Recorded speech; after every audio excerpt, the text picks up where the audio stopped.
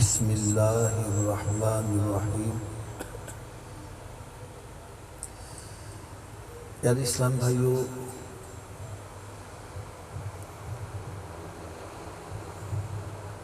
کسی شاعر نے کہا ہے اتھے جانا کھیڈ مقدراں دی، اے تن دولت دا مان نہیں، کئی دولتاں والے رہ جاندے مسکین نظارہ لیندے۔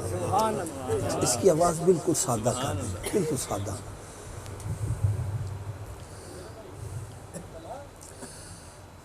میں آپ کو اپنے ایک دل کی بات بتلاؤں۔ جو بندے مالدار ہوتے ہیں نا تو بندہ سمجھتا ہے کہ یار یہ مال کی وجہ سے جا رہے ہیں۔ جب کوئی غریب آدمی حج کے لیے جاتا ہے نا میرا دل بڑا خوش ہوتا ہے، بڑا خوش ہوتا ہے یار۔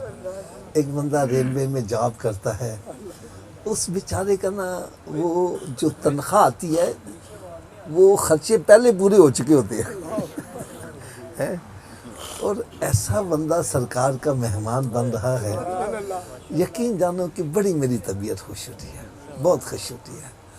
اللہ تبارک و تعالیٰ اپنے پیارے حبیب صلی اللہ علیہ وسلم کا صدقہ یہ سعادتیں ہم سب کو بھی زندگی میں بار بار نصیب فرمائے۔ اور ہمارے شریف خان صاحب جو حج کی سعادت حاصل کرنے جا رہے ہیں، اللہ تعالیٰ ان کو حج مبرور کی سعادت نصیب فرمائے اور ان کے لیے حج کرنا آسان فرمائے، اور اگر کوئی مشکل آئے تو اللہ تعالیٰ ان کو صبر کی بھی توفیق عطا فرمائے اور صبر پر بھی اجر عظیم عطا فرمائے۔ میں آج چند باتیں ایسی عرض کروں گا جو ایک حاجی کے لیے حج کرنے میں بڑی فائدہ مند ثابت ہوگی۔ بڑی توجہ سے یار سنیے گا، اللہ کرے کہ میری باتیں یہ دل پہ چوٹ کر جائیں۔ ہمارے یہاں قریب ہی دریائے راوی ہے،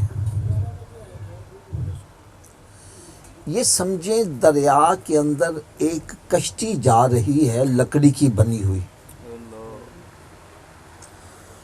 لکڑی کی کشتی بنی ہے اور تیرتی ہوئی جا رہی ہے، سلامتی سے جا رہی ہے، اور جو کشتی کے اندر بیٹھے ہوئے ہیں ان کے لیے بھی سلامتی کا باعث بنی ہوئی ہے۔ اور اسی دریا کے اندر ایک لکڑی کا موچھا تنا وہ بھی جا رہا ہے، وہ کبھی ڈوب جاتا ہے کبھی تھوڑا سا باہر، کبھی ڈوب جاتا ہے کبھی تھوڑا سا باہر۔ وہ تنا جو تھا نا، تنا موچھا سمجھتے ہیں نا، وہ زبان حال سے کشتی سے پوچھنے لگا، اے کشتی ہے تو بھی لکڑی کی اور ہوں میں بھی لکڑی کا، مجھ سے اپنا آپ نہیں سنبھالا جا رہا، تو خود بھی سلامتی سے جا رہی ہے، دوسروں کے لیے سلامتی کا باعث بھی بنی ہوئی ہے۔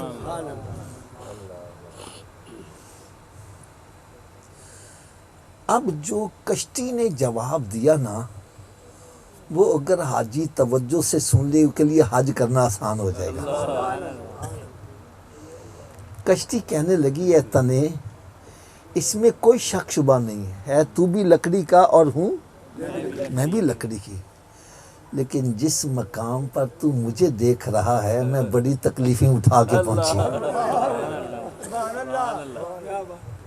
پہلے میں درخت کی شکل میں تھی، مجھے جڑوں سے کاٹ دیا گیا، اور پھر مجھے سیزننگ کے لیے، سوکھنے کے لیے میدان میں ڈال دیا گیا۔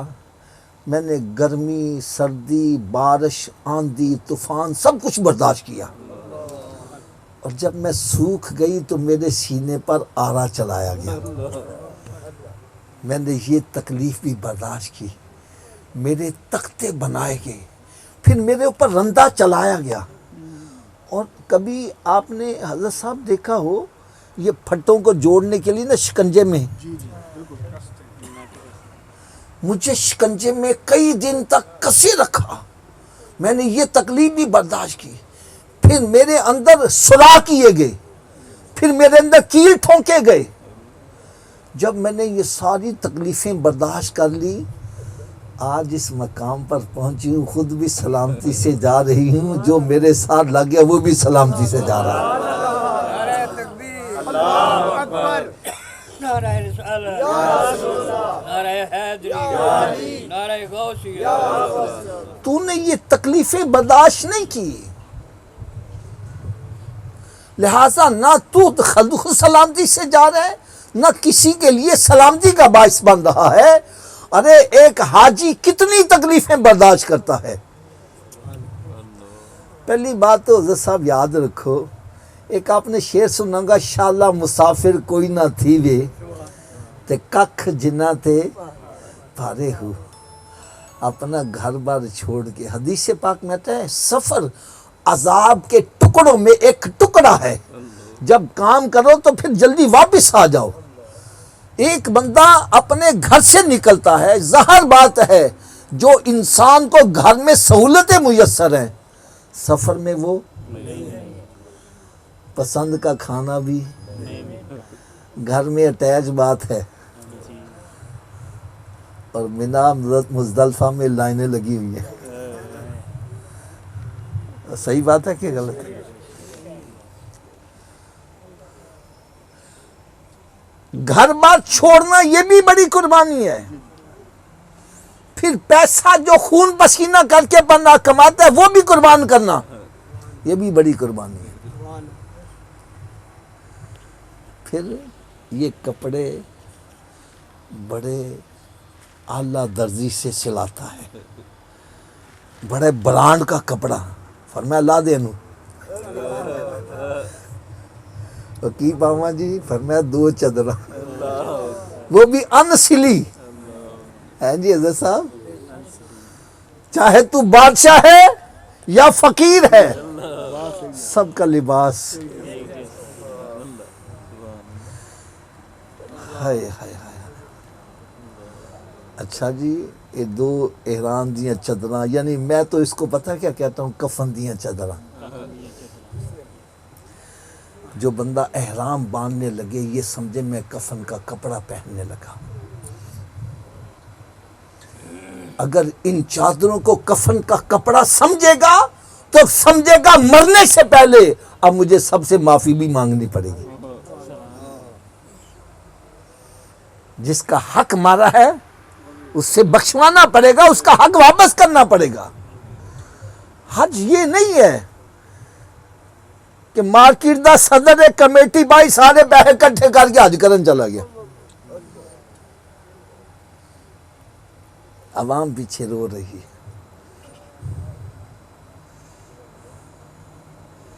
فرمایا تو یہ احرام سمجھ جیسے میں احرام کفن کی چادریں پہننے لگا. تو پھر کفن کی چادریں جس کو پتہ چل جائے تین کفن یا چادریں کل پوانیاں نے، اس کی رات کیسے گزرے گی.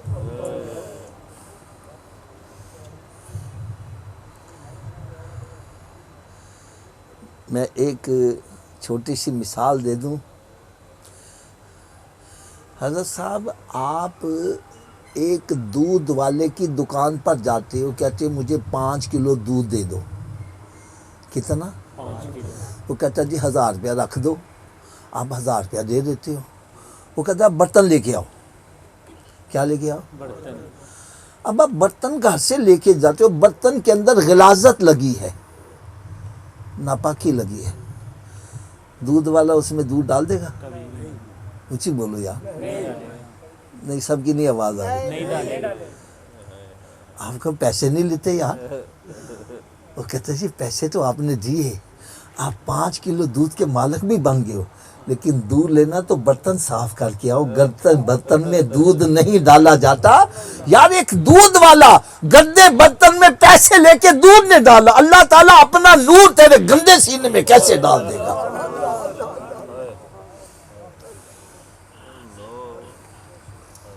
نعرہ تکبیر، نعرہ رسالت، نعرہ تحقیق، نعرہ حیدری، نعرہ غوثیہ، امام اہل سنت. بھائی اگر کچھ حاصل کرنا ہے تو پہلے برتن صاف کریں. ایک اور چھوٹی سی مثال دے دوں, اللہ کرے میری بات یہ دل پہ چوٹ کر جائے. حضرت صاحب آپ کے گھر میں صندوق ہیں, الماریاں ہیں, سیفیں ہیں, ان میں گندے کپڑے رکھتے صاف رکھتے ہو؟ مجھے بولو یار, گندے کیوں نہیں رکھتے؟ دھونے والے بھائی صندوق آپ کا ہے, الماری آپ کی ہے, اس میں گندے کیوں نہیں رکھتے؟ دوسرے بھی اب یہی کہو گے نا حافظ صاحب, ہم نے صندوق بنایا ہی پاک کپڑوں کے لیے, ناپاک کپڑوں کے لیے باسکٹ رکھی ہے. یار تو صندوق پاک کپڑوں کے لیے بناتا ہے, ناپاک نہیں رکھتا. رب نے بھی جنت پاک لوگوں کے لیے بنائی ہے, ناپاکوں کے لیے جہنم بنائی ہے. تو کام ناپاکوں والے کر کے کہتا میں جنت میں چلا جاؤں.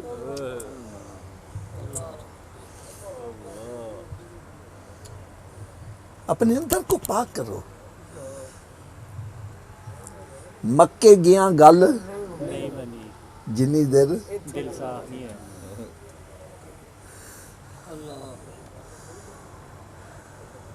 یہ ایف نہیں کیسے نے کہہ دیا ہوا, مکے گیا گل نہیں. مکہ کیا ہے؟ اور بھائی وہ ایسی مسجد حرام ہے جہاں ایک نماز پڑھو 1,00,000 نماز کا ثواب ہے. سبحان اللہ. لیکن مکے گیا گل نہیں بنی, جنی دیر دل نہیں صاف ہے. دلوں نہیں مکاؤ گے.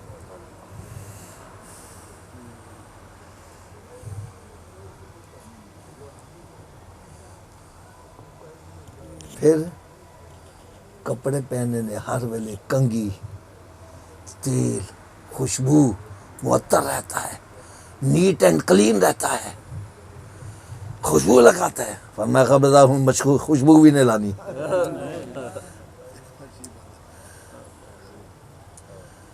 خوشبو بھی, کنگا بھی نہیں کرنا. ہائے ہائے, نہ شکار کرنا ہے, نہ فوج گوئی کرنی ہے. پھر وہاں پہنچتا ہے, خانے کعبے کا دیدار کرتا ہے, پھر طواف کرتا ہے. کیا کرتا ہے؟ طواف. پھر صفا مروہ کرتا ہے. ان گل بن گئی. فرمایا نہیں, اے بودے بڑے سنبھال کے رہے, نلوا سارے ٹینڈ کروا دے. مٹا دے اپنی ہستی کو اگر جس مرتبہ چاہے, کہ دانا خاک میں مل کر گلو گلزار ہوتا ہے. جہاں اٹیچ بات ہے, بیڈوں پہ سو رہا ہے, اور مینا میں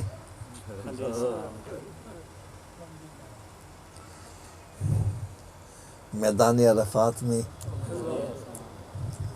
اچھا مینا جیسے پھر بھی خیمے ہیں, عرفات میں بھی خیمے, مزدلفے میں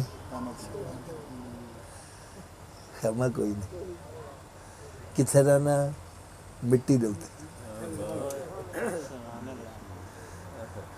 جو کہتا ہے میرے کپڑے ہٹ پیچھے کٹانا لگ جاوے,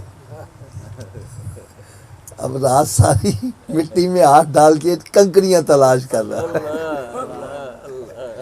کیوں حاجی صاحب بہن جی, کنکریاں تلاش کر رہا ہے.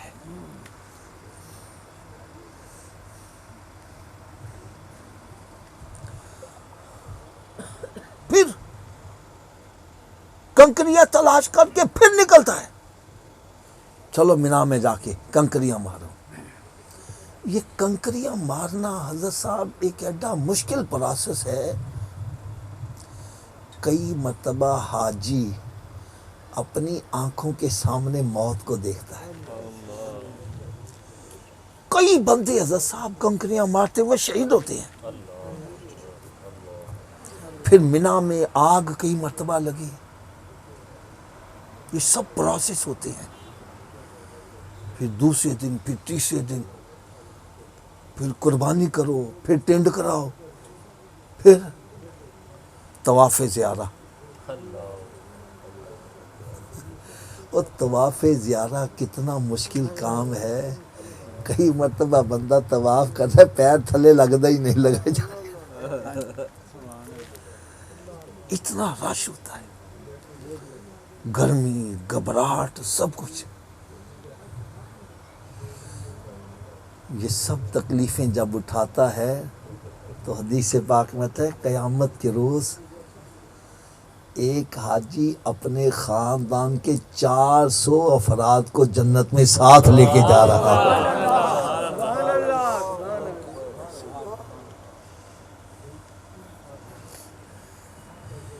یہ مقام حاصل کرنے کے لیے اپنی ہستی کو مٹانا پڑتا ہے.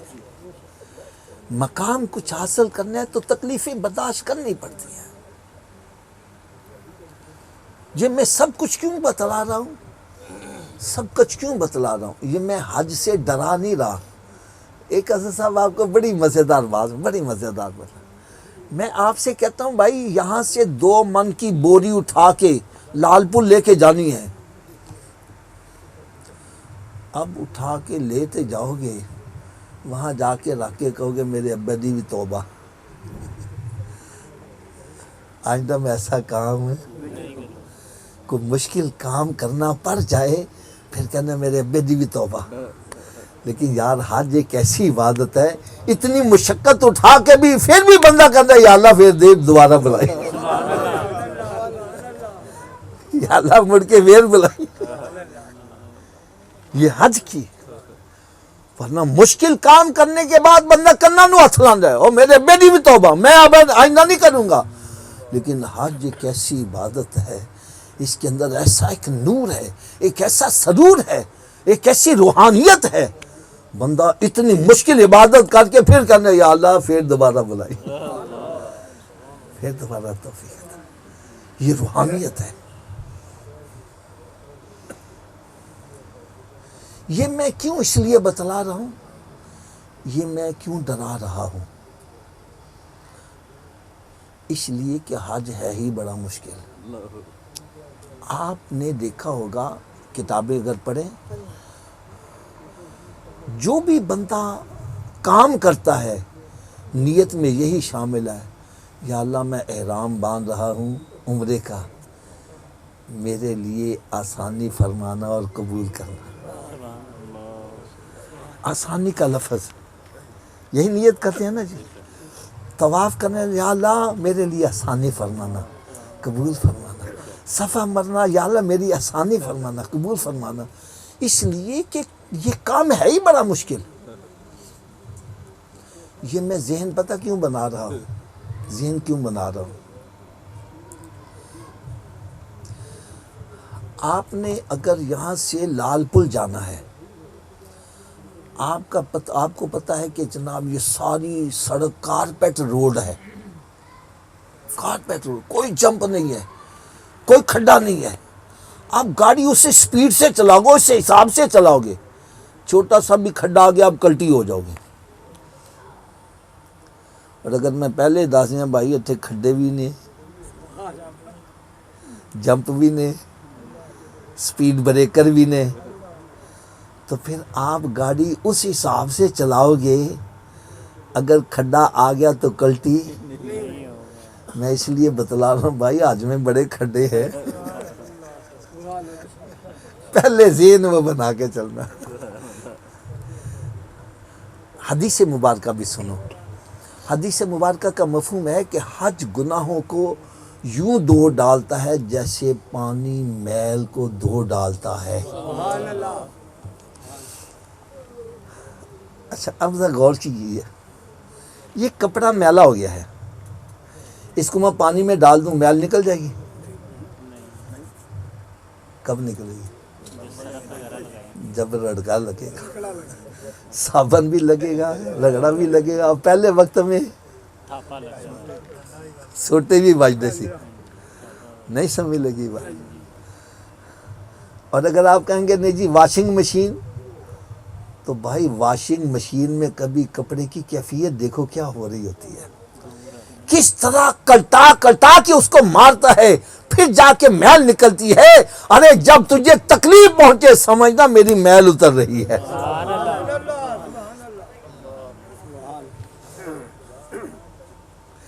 آپ کو ایک بڑی مزیدار میں بات بتلاؤں. ایک مرتبہ دعوت اسلامی کا قافلہ لے کر ہم مانسیرا گئے. کہاں گئے؟ تو آپ نے شاید سنا وہاں ایک تنکا بابا بھی ہے, ہاں جی پہاڑوں میں. لسا نواب صاحب. واہ. تو ہمارے قافلے میں یہ ہوتا ہے کوئی اللہ کا نیک بندہ ہو تو اس کی بھی زیارت کرنی چاہیے, ان کے مزار پر حاضری دینی چاہیے. اچھا ہم سارا قافلہ نا وہاں چلے گئے بابا جی کے دیدار کے لیے. تو ان کا ایک طریقہ کار ہے, وہ چھڑیاں مارتے ہیں. کیا مارتے ہیں؟ چھڑیے اونچی بولو. چھڑیے مارتے ہیں. ہمارے قافلے میں نا ایک بابا جی تھے, چاچا مدینہ. چاچا مدینہ کئی اسلامی بھائی ان کو جانتے ہیں, بیچارے فوت ہو گئے ہیں. ایک حاجی جہانگیر صاحب تھے, یہ پٹھے والے. اچھا یہ بھی ہمارے قافلے میں ساتھ تھے. اچھا ہم سارے باری باری ملاقات کرنے ہیں اور سب کو چھڑیاں مار رہے ہیں. اچھا واپس جب آئے نا تو بابا جی کہنے لگے جہانگیر سے, یار سارے نے چھوٹیاں تھوڑیاں پئیاں نے, سانو بہتیاں پئیاں, وجہ کی ہے؟ دوجا کہنا وڈے چوراں نو بہتی مار پیندی.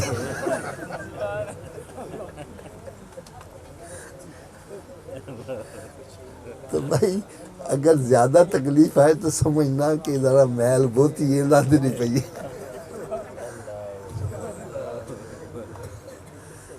گھبرانا نہیں ہے, گھبرانا. اور حدیث پاک میں آتا ہے حج بندے کے گناہوں کو اس طرح دھو ڈالتا ہے جیسے بندہ ابھی ماں کے پیٹ سے پیدا ہوا ہے.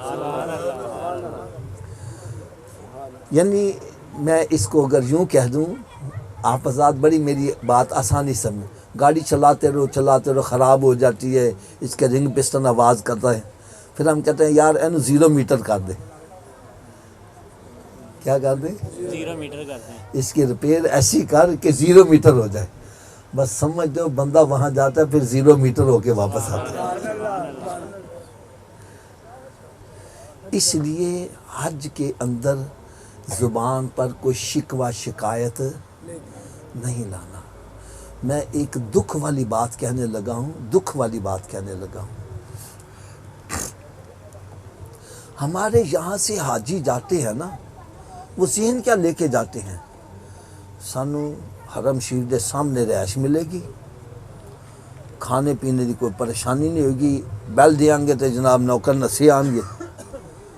وہ آسائشوں والا ذہن لے کے جاتے ہیں. اور آپ نے دیکھا ہوگا جو بھی وہاں پر ملتا ہے نا, یا حج کر کے واپس, یار تین رہائش کتنے ملی سی, یہ نہیں پوچھتا عمرے کنے کیتے, طواف کنے کیتے, نہیں یہ نہیں پوچھے گا رہائش کتنے ملی سی. اچھا اس نے کہتا یار مجھے وہ فلاں جگہ ملی 2 کلومیٹر دور, تو وہ کہتا میں تے لٹیا گیا, میں تے 3 کلومیٹر, وہ لٹیا ہی گیا.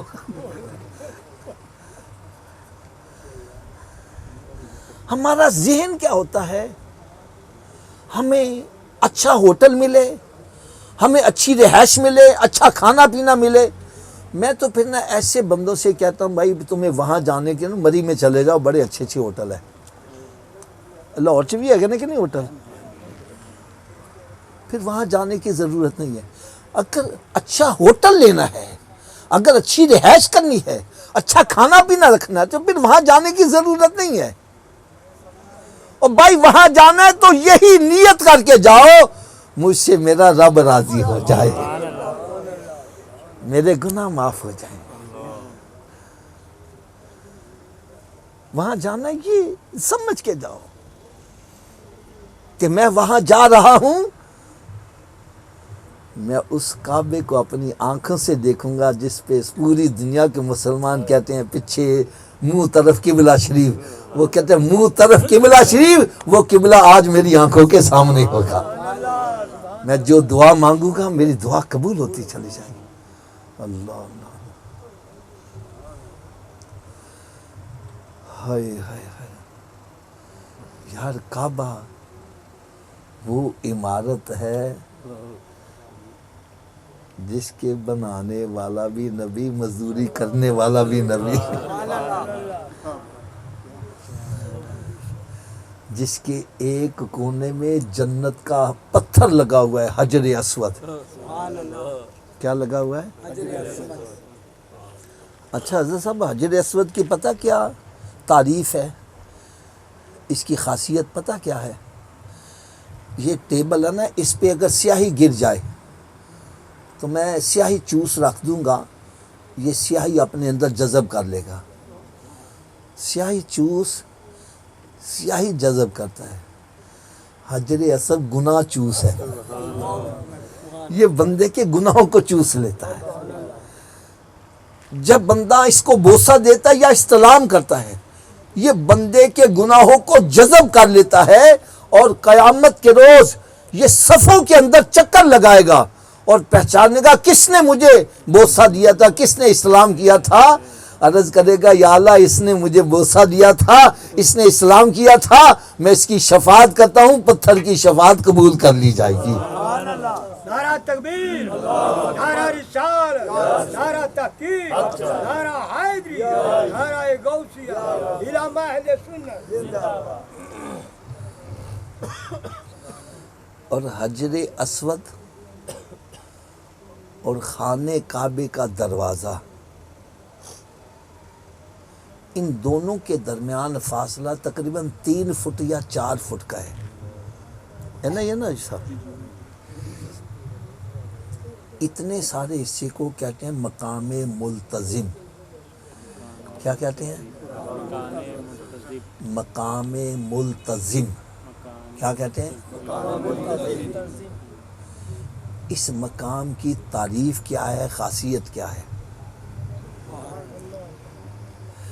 حضرت صاحب، آپ بازار میں اپنے بچے کو ساتھ لے جاتے ہو، چھوٹا سا بچہ ساتھ لے گئے. اب بچے نے کوئی کھلونا دیکھ لیا، وہ کہتا ہے ابا میں لے دے. ابا کہنا نہیں پتر نہیں لے کے دینا. بچہ کہ نہیں میں لے کے جانا ہے. ابا کہ نہیں میں لے کے دینا. بچہ ابے کا پلڑا پکڑ لیتا ہے، دامن پکڑ لیتا ہے، کہنا میں چھڑنا ہی نہیں، میں پھر باپ کو کچھ نہ کچھ کرنا پڑتا ہے. بس اللہ تعالیٰ کو ہم ان باتوں سے تشبیہ تو نہیں دے سکتے، لیکن یہ سمجھ لو اگر کسی نے رب کا پلڑا پکڑنا ہے تو مقامی ملتزم کو پکڑ لیا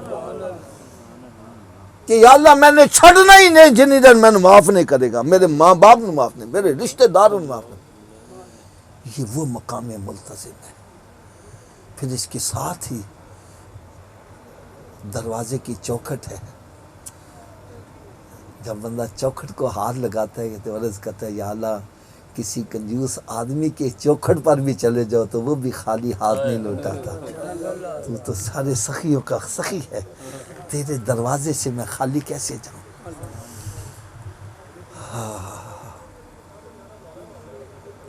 پھر میزاب رحمت ہے یار، وہ جو حتیم ہے نا باہر دیوار بنی ہوئی، یہ اصل میں خانہ کعبے کا ہی حصہ ہے. خانہ کعبے کا ہی حصہ ہے. جب خانہ کعبہ تعمیر کرنے لگے، پیسے اکٹھے کیے گئے تو پیسے حلال کے اتنے اکٹھے ہوئے کہ اس کی عمارت بن سکی.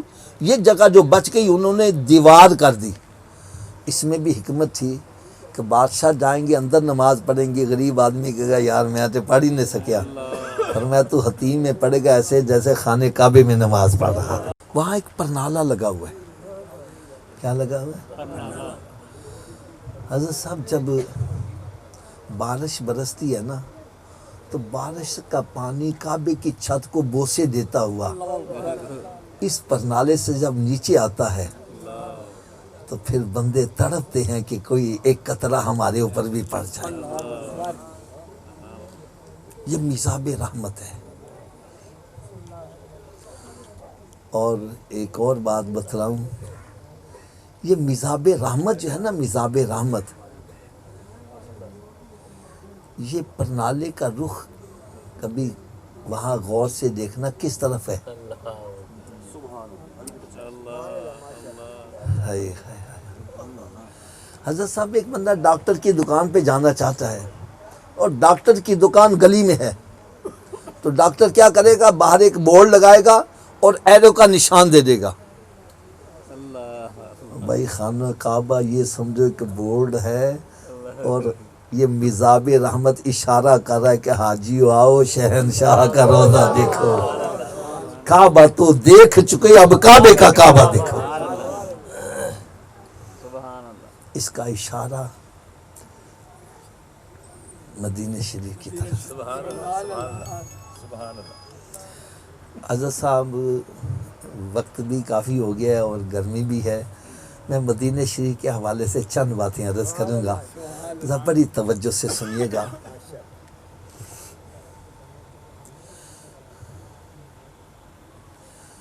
آپ نے شاید نام سنا ہو مولانا عبد الغفور ہزاروی صاحب رحمۃ اللہ، بہت بڑے اہل سنت والجماعت کے عالم دین، شیخ القرآن۔ آپ ایک مجمانہ حج کرنے گئے یا عمرہ کرنے گئے، مدینہ شریف جب پہنچے نا تو سرکار صلی اللہ علیہ وسلم کے مواجہ شریف کے سامنے کھڑے ہو گئے، سنہری جالیوں کے سامنے۔ مواجہ شریف کیا ہے؟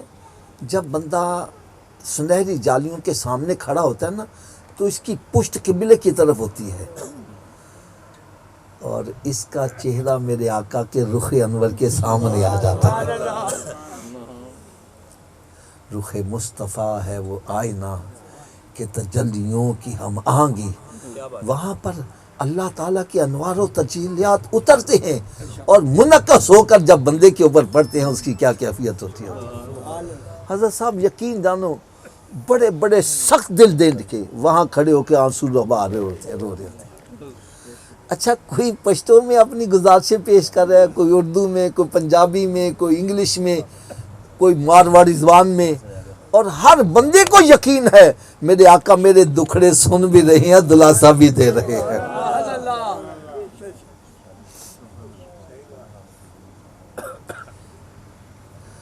اچھا جب یہ وہاں پہنچے نا مواجہ شریف کے سامنے کھڑے ہو گئے، اب عالم دین تھے، انہوں نے عاشقوں کے نام لینے شروع کر دیے۔ یا رسول اللہ صلی اللہ علیہ وسلم میں صدیق اکبر جیسا بھی عاشق نہیں جس کے لیے آپ دروازہ بھی کھول دیں گے اور آواز دیں گے دوست کو دوست کے ساتھ لٹا دیا جائے۔ یا رسول اللہ صلی اللہ علیہ وسلم میں مولانا جامی جیسا بھی عاشق نہیں ہوں، میں فلاں عاشق جیسا بھی نہیں ہوں۔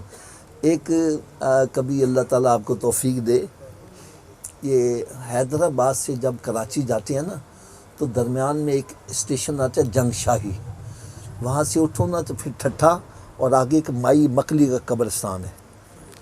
یہ بڑا قدیم قبرستان ہے اور وہاں پر جو بزرگ فرماتے ہیں کہ 1.25 لاکھ سے زائد اولیاء اکرام تشریف فرما ہے۔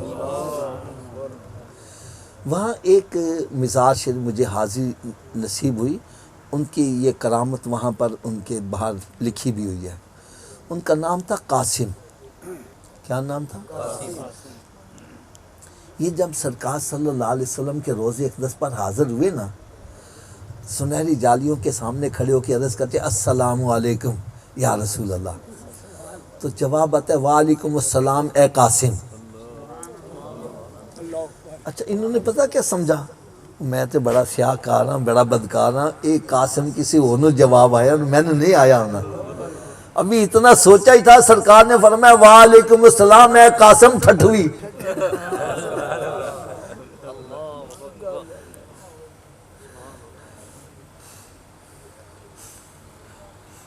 بہرحال یہ عالم دین تھے، عاشقوں کے نام گنواتے گئے، یا سے میں فلاں عاشق بھی نہیں، میں فلاں عاشق بھی نہیں، فلاں عاشق بھی نہیں۔ جب نام لے کر تھک گئے تو مزار پر انوار سے جواب آیا عبدالغفور اگر تو ویسا نہیں میں تو وہی ہوں نا۔ ارے پینے والے بدل گئے ہیں، پلانے والا تو وہی ہے نا۔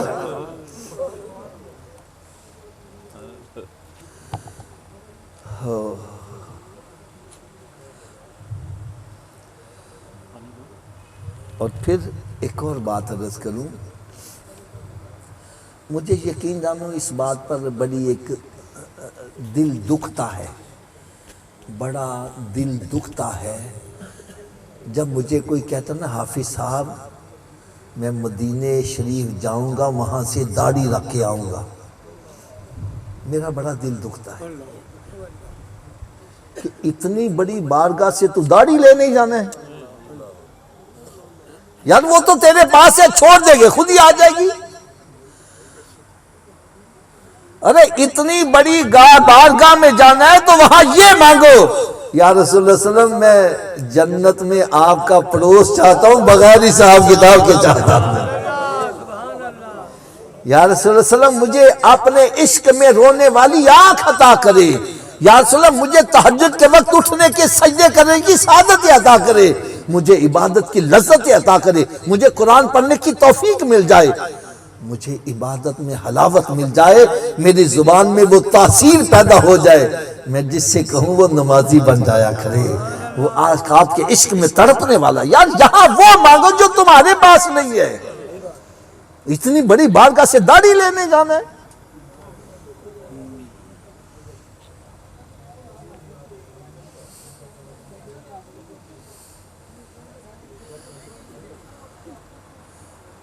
اور الحمدللہ ثم الحمدللہ کوئی اپنا ہے یا کوئی پرایا ہے، ہر بندہ آپ کو یہی کہے گا میں مدینہ شریف گیا جو منگیا میں نے ملتا گیا، جو مانگا مجھے ملتا چلا گیا۔ بھائی ہم کہتے ہیں یار جو خواجہ صاحب کو ملا ہمیں کیوں نہیں ملا؟ میں نے کہا بھائی انہوں نے جو مانگا ان کو وہی ملا، ہم جا کے کیا مانگنے؟ ایسے کہنا پتر مل جاوے، نوکری مل جاوے، یہ مل جائے، وہ مل جائے۔ حضرت صاحب ایک مرتبہ ایک اللہ کے ولی کے پاس مجھے جانے کا اتفاق ہوا، وہ جب اپنے حجرے سے باہر آتے تھے نا تو لوگ ادب سے دائرہ بنا کے کھڑے ہو جاتے، لوگ دائرہ بنا کے کھڑے ہیں۔ ایک دن آپ فرمان لگے دیکھو یہ سب دنیا کے کتے آئے ہوئے ہیں۔ میں بڑا تڑپ گیا، یار یہ کیا کہہ دیا؟ کہنے لگے ہاں اس میں کوئی تو آیا ہے میرے نوکری نہیں، نوکری مل جاوے، کوئی کہنا میرے پتر مل جاوے، کوئی کہنا میرا مقدمہ ختم ہو جائے، کوئی کہنا میں نے مکان مل جائے۔ کہنے لگے ان میں کوئی ایک بھی اس نیت سے نہیں آیا میرا تعلق رب سے جوڑ دیا جائے۔ ارے اللہ کے ولیوں کا کام ہی یہی ہے، بندے کا تعلق رب سے جو، یہ مانگتا ہی کوئی نہیں ہے۔ ہم تو مدینہ شریف بھی جا کے وہی کچھ مانگتے ہیں۔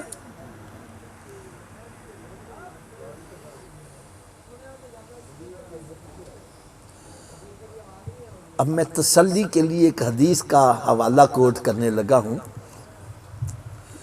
حضرت ربیعہ رضی اللہ تعالی عنہ، یہ میرے آقا صلی اللہ علیہ وسلم کے ایسے غلام تھے جو سرکار صلی اللہ علیہ وسلم کا جائے نماز، آپ کا وضودان، یہ چیزیں اٹھا کے ساتھ چلتے تھے کہ میرے آقا صلی اللہ علیہ وسلم کو جب بھی ضرورت پڑ جائے تو میں پیش کر دوں۔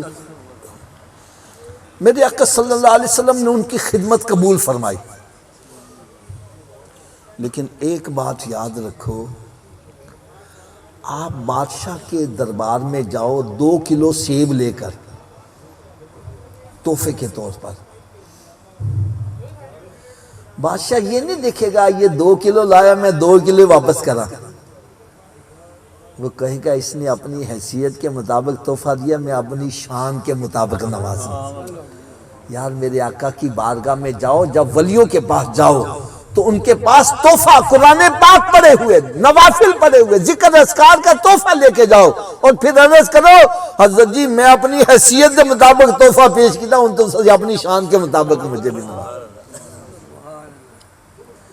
پھر دیکھنا تمہیں سکون کیسا آئے گا۔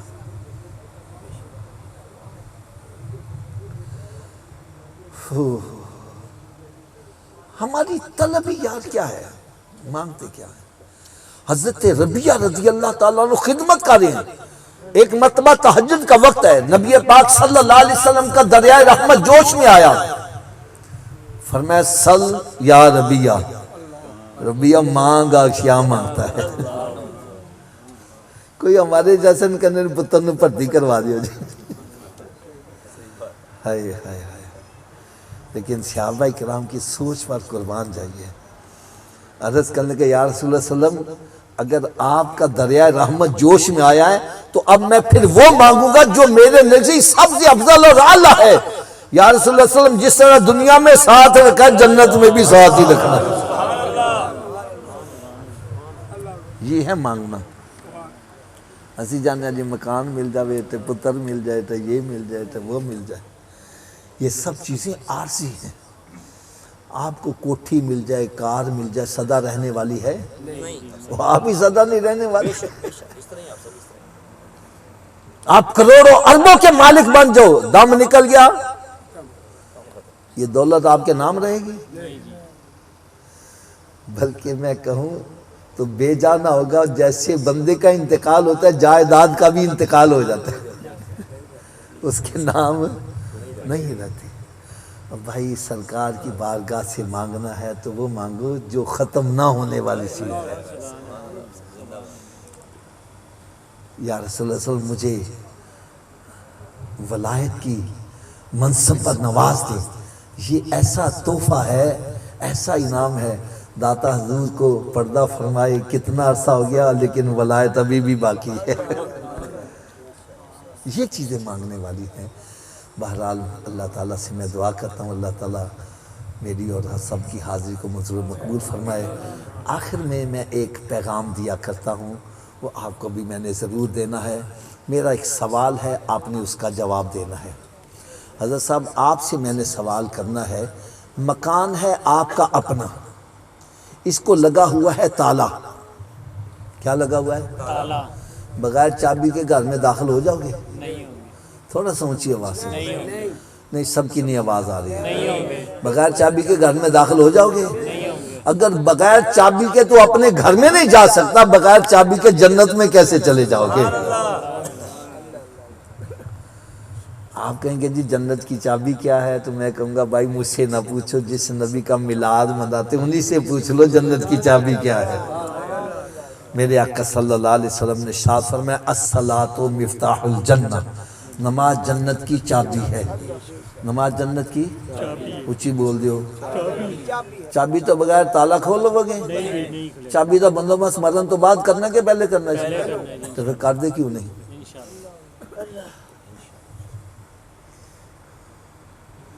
بھائی جب یہ سمجھتا ہے چابی کے بغیر میں تالا بھی نہیں کھول سکتا اور چابی کا بندوبست مرنے سے پہلے ہی ہو سکتا ہے، بعد میں تو پھر جب مسجد سے آواز آتی ہے حی علی الصلاۃ، آؤ چابی کے لیے، کیوں بیٹھا گپے مار رہا ہے، کیوں بیٹھا فلمیں ڈرامے دیکھ رہا ہے، کیوں بیٹھا کاروبار کر رہا ہے؟ ارے تجھے چاہیے سب کام چھوڑ کے مسجد کی طرف چل۔ کوئی پوچھے صوفی جی کدھر چلے جائے، بتلا میں جنت کی چابی لینے جا رہا ہوں۔ کیا لینے جا رہا ہوں؟ جنت کی چابی۔ اگر ناراض نہ ہوں تو تھوڑی سی کڑوی سی بات کہہ دوں، ہاتھ باندھ کے کہنے لگا ہوں، اگر جنت کی چابی کا بندوبست نہ کیا تو کہاں جانا پڑے گا؟ یار تھوڑی سی گرمی پڑی برداشت نہیں ہو سکتی، دوزخ کی آگ کیسے برداشت کرو؟ اگر نہیں برداشت کر سکتے تو پھر جنت کا بندوبست کرنا ہے۔ حضرت جی تسی دسو کیا ہر چابی ہر تالے کو لگ جاتی ہے؟ اس کی کیا وجہ ہے؟ چلیں وجہ بھی میں بتلا دوں۔ اصل میں تالے کے اندر ہوتے ہیں لیور، جتنے لیور کا تالا ہوگا چابی کو اتنے دانتے پڑے ہوں گے تو چابی گھومے گی، چابی گھومے گی تو تالا کھلے گا نا، ایسا ہی ہے نا؟ تو آؤ آج میں یہ بھی بتلا جاؤں، جو جنت کو تالا لگا اس کے 5 لیور ہیں۔ حضرت جی کتنے لیور ہیں؟ پہلے لیور دا نام ہے فجر، دوسرے کا نام اچھی بول دو یار، تیسرے کا، چوتھے کا، 5ویں کا۔ جو ایک نماز پڑھتا ہے ایک دانتا ڈال ہے، تالا کھل جائے گا؟ 2 سے، 3 سے، 4 سے تو کھل جائے گا نا؟ کب کھلے گا؟ تو پھر آج کے بعد کتنی نمازیں پڑھنی؟ سب کی نہیں آواز آ رہی، یہ سب کی آواز پتہ کیوں نہیں ہے؟ حافظ جی 5 پڑھیں گے کھلیں، تو چلو نسخہ بھی میں دس دینا وا، میرے نسخے تے عمل کرو سارے نمازی بن جاؤ گے۔ اجی لوڑ ہے نسخے دی؟ لو جی نسخہ صرف ہے نا میں، اگر یہ وجود نماز نہ پڑھے، کیا میں نے کہا جی اگر یہ وجود نماز نہ پڑھے، اگر یہ وجود نماز نہ پڑھے، تو اس وجود کو رب کا رزق نہ کھلاؤ، نہ روٹی کھلاؤ نہ پانی پلاؤ۔ حضرت جی بات بھی میں سچی کر رہا ہوں، جیڑا وجود رب دے کے نہیں چکدا کیا وہ اس قابل ہے کہ اس کو رب کا رزق کھلایا جائے؟ روٹی سامنے رکھی اپنا منہ میں نہیں جاتی، پکڑ کے لے جاؤ گے تو مت لے جاؤ۔ یہ روٹی مانگے بولو نہیں، پہلے نماز پھر بعد سے روٹی۔ تو کیا خیال ہے نمازی بن جائے گا کہ نہیں بنے گا؟ تو اس نسخے پر عمل کون کون کرے گا؟ سبھی ہاتھ اونچا کھڑا کر کے بلند آواز سے انشاءاللہ کا نعرہ لگائیں۔ آج کے بعد ہماری کوئی نماز قضا نہیں ہوگی، رمضان شریف کا روزہ بھی نہیں چھوڑیں گے، سرکار صلی اللہ علیہ وسلم کی سنت پر عمل کریں گے۔ یار ہم سارے نمازی بن جائیں، میرے آقا کتنا خوش ہو جائیں، رب تعالیٰ کتنا خوش ہو جائیں۔ اب نسخے کی صبح کی ڈوز بھی سن لو، اتنی دیر تک ناشتہ نہیں کرنا جتنی دیر نماز فجر نہ پڑھ لو۔ ایک بندہ کہنا صبح اٹھن لگے دیر ہو جائے تو میں نے کہا نہ پڑھنے سے بہتر ہے پڑھ لو۔ صبح اٹھ کے منہ آتا دھوتے ہی ہو نا، تو وضو کر لو، 2 سنت تو فرض پڑھ لو، فجر کی پڑھ لو گے باقی پڑھنی آسان۔ فجر دی رات جو شیطان کرتا چھون کل تو پڑھیں گے، نہ کل آوے تے نہ نماز پڑھ پاوے۔ لہذا تھوڑا سا اونچی آواز سے بول، اتنی دیر تک ناشتہ جتنی دیر تک نمازیں، اور اتنی دیر تک کوئی اخبار رسالہ نہیں پڑھنا جتنی دیر قرآن پاک کی تلاوت نہیں کرنا۔